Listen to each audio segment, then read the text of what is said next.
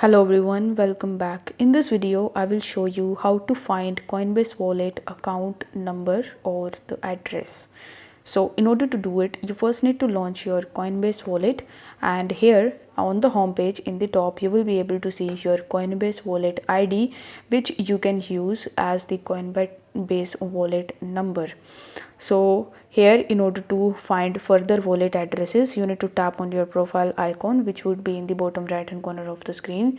Then tap on the copy button in the top. Over here you will be able to see the receiving assets. So here you can basically find the Coinbase wallet address, and you can use these addresses in order to deposit your crypto into your Coinbase wallet. So here you can either copy your username, or you can even copy any specific address associated with Ethereum, Tron.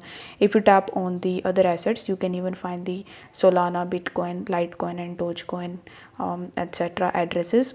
So let's say you want to copy your own username ID in order to receive crypto. So you need to tap on the copy button right next to it, and now you can use your Coinbase wallet number in order to receive cryptos.